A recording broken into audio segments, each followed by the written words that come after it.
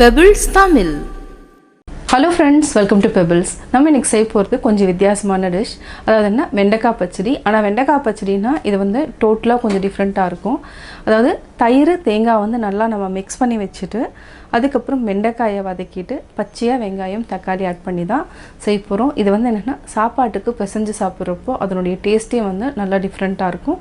இது வந்து என்னன்னா எங்க பாட்டி செஞ்சு கொடுத்திருக்காங்க.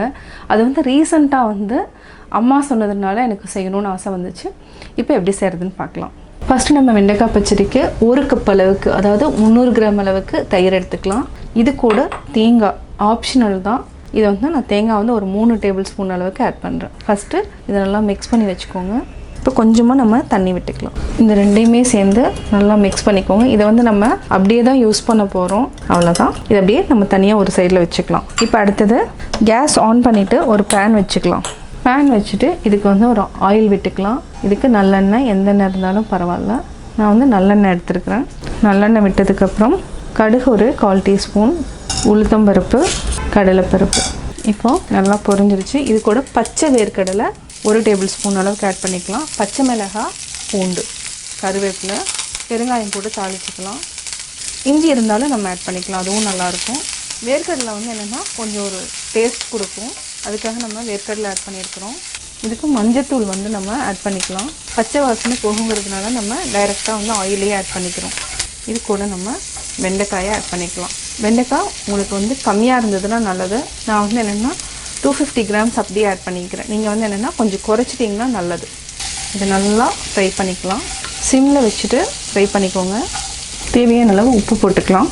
நம்ம தயிருக்கு போடல, கொஞ்சம் இதில் ஜாஸ்தி போட்டுக்கலாம். இது வந்து ராக் சால்ட்டு, அதாவது என்னென்னா இந்துப்பு. இது வந்து கொலஸ்ட்ரால் இருக்கிறவங்க வந்து ஹை பிபி இருக்கிறவங்க வந்து இது யூஸ் பண்ணலாம். இந்த சால்ட் ரொம்ப நல்லது. சிம்மில் வச்சுட்டு நல்லா ஃப்ரை பண்ணிக்கலாம். வெண்டைக்காயை நல்லா வதக்கிட்டோம். இப்போ நம்ம அப்படியே தயிரில் ஆட் பண்ணிக்கலாம். உப்பு தேவைன்னா நம்ம ஆட் பண்ணிக்கலாம். இப்போ நம்ம வெங்காயம் தக்காளி நம்ம பச்சையாக தான் ஆட் பண்ணணும். அப்போ தான் அந்த டேஸ்ட் வந்து ரொம்ப நல்லாயிருக்கும். இதை வந்து வதக்கவோ தாளிக்கவோ வேண்டியதில்லை, அப்படியே பச்சையாக ஆட் பண்ணிக்கலாம். இது வந்து என்னென்னா வித்தியாசமாக இருக்கும். இப்போ நம்ம மிக்ஸ் பண்ணிக்கலாம். வெண்டைக்காய் பச்சடி நல்லா மிக்ஸ் பண்ணிட்டோம், ரெடி ஆகிடுச்சு. இது என்னென்னா சாப்பாட்டு கூட சாப்பிட்றப்போ ரொம்ப டேஸ்ட்டாக இருக்கும். அதாவது பச்சையாக நம்ம வெங்காயம் தக்காளி ஆட் பண்ணுறதுனால டேஸ்ட் வந்து நல்லாயிருக்கும்.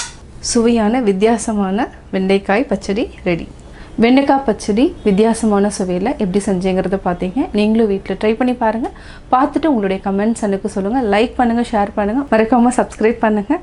பக்கத்தில் இருக்கிற பெல் ஐக்கானை கிளிக் பண்ணிங்கன்னா நாங்கள் அப்லோட் பண்ணுற வீடியோவை நீங்கள் உடனுக்குடன் தெரிந்து கொள்ளலாம். பெபிள்ஸ் தமிழ்.